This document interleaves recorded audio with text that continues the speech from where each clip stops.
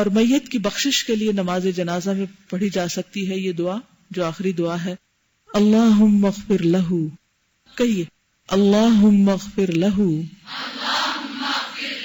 وارحمہ وعافہ واعف عنہ واکرم نزلہ ووسع مدخلہ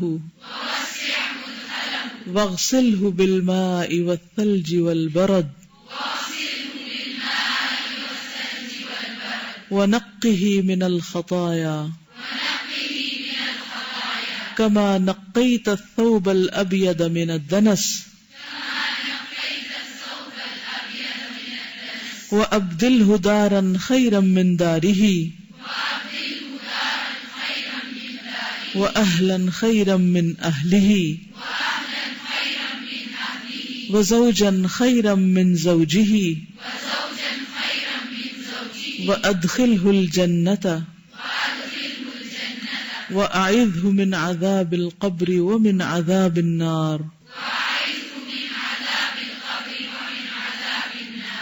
اے اللہ اس کی بخشش فرما اور اس پر رحمت فرما اور اس سے درگزر کر کے اسے معاف فرما دے اور اس کی اچھی مہمانی کر اور اس کے داخل ہونے کی جگہ یعنی قبر کو کشادہ کر دے اور اسے پانی برف اور اولوں سے دھو ڈال اور اسے خطاؤں سے اس طرح صاف کر دے جیسے سفید کپڑا میل کچیل سے صاف کیا جاتا ہے، اور اسے اس کے اس گھر سے بہتر گھر اور اس کے گھر والوں سے بہتر گھر والے اور اس کے ساتھی سے بہتر ساتھی عطا فرما اور اسے جنت میں داخل فرما اور اسے عذاب قبر اور آگ کے عذاب سے بچا لے۔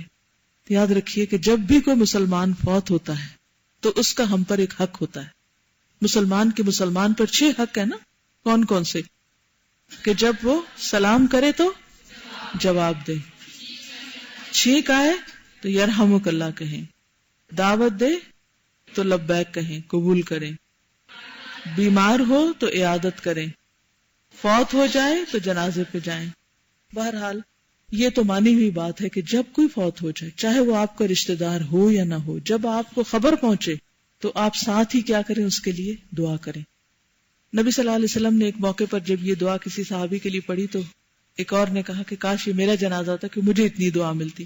اس میں آپ دیکھیے کہ بخشش کی دعا بھی ہے، رحمت بھی مانگی گئی ہے، عافیت بھی مانگی گئی ہے، اللہ سے درگزر کی درخواست بھی ہے، اور پھر یہ کہ اے اللہ تیرا بندہ تیرے پاس آ رہا ہے واپس، ایک طرح سے تیرا مہمان ہے، تو اس کی اچھی مہمانی کر، یعنی اچھا استقبال فرما اور اس کے قبر کو کشادہ کر دے اور اس کے گناہوں کو دھو ڈال، پانی سے، برف سے، اولے سے، ہر چیز سے، جیسے سفید کپڑے سے میل نکالی جاتی، اس طرح بالکل سفید کپڑے کی طرح اس کو پاک کر دے اور دنیا کے گھر سے بہتر گھر اس کو دے اور دنیا کے گھر والوں سے بہتر گھر والے یعنی کمپنی اس کو میسر آئے، صالحین کی، مقربین کی، اور دنیا کے ساتھیوں سے بہتر ساتھی اس کو وہاں ملے اور جنت میں اس کو داخل کر، قبر اور آگ کے عذاب سے اس کو بچا۔ کتنی جامع دعا ہے، ہم میں سے ہر شخص یہی تمنا کرتا ہے۔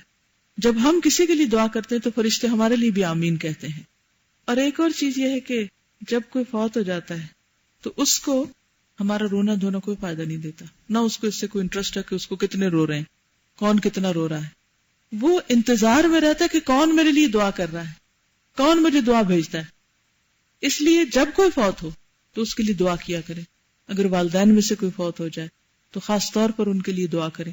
میں نے یہ دعا زبانی یاد کی تھی جب میرے والد فوت ہوئے تھے، تو مجھے جب رونا آتا تھا تو میں اپنے ساتھ تہیہ کیا تھا کہ نہیں، میں رونے کی بجائے یہ دعا کیا کروں گی ان کے لیے۔ رونا تو سیلفشنس ہے، میں اپنے لیے رو رہی ہوں کہ میرا لاس ہو گیا ہے۔ اس کو کیا چاہیے؟ اگر میری محبت اس کے لیے خالص ہے تو پھر مجھے وہ کام کرنا چاہیے جس سے اس کو فائدہ پہنچے۔ اور یہ بھی ہم سب کو معلوم ہے کہ جنت میں درجے بلند کیے جاتے ہیں، تو میت پوچھتی ہے کہ یہ مجھے اوپر لے جایا جا رہا ہے، اس کی کیا ریزن ہے؟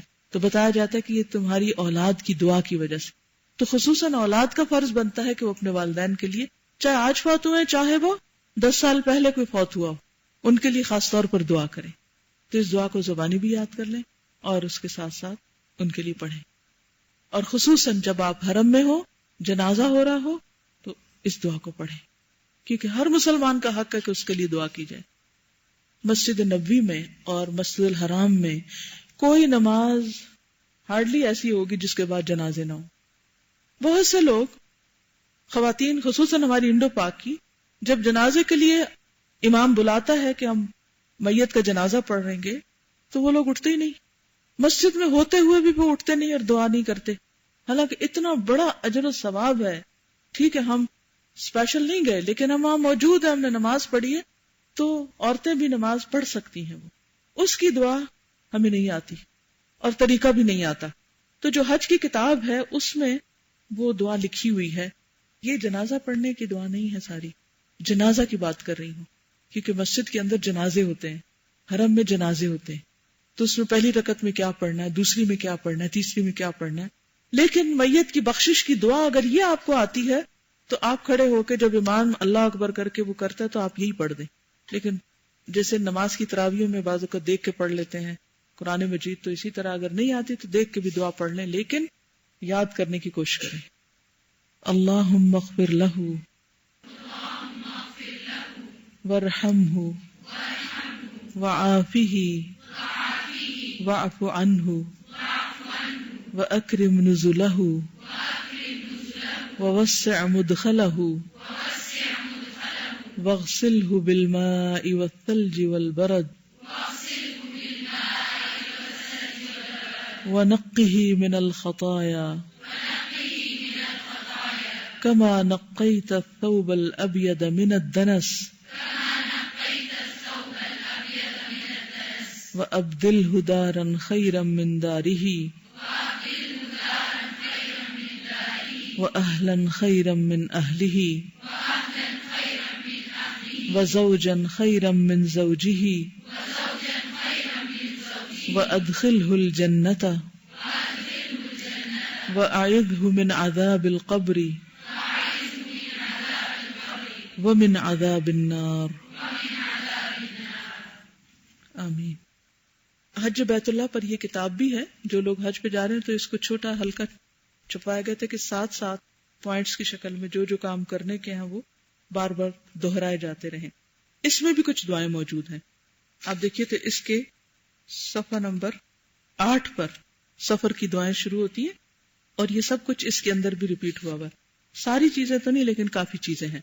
اس کا فائدہ یہ ہے کہ اس کو تو آپ الگ سے ایک ہینڈی بک کے طور پہ لے سکتے ہیں، لیکن یہ کہ یاد کرنے کے لیے جب اس کو کھولیں تو اس میں بھی آپ کو مل جائے.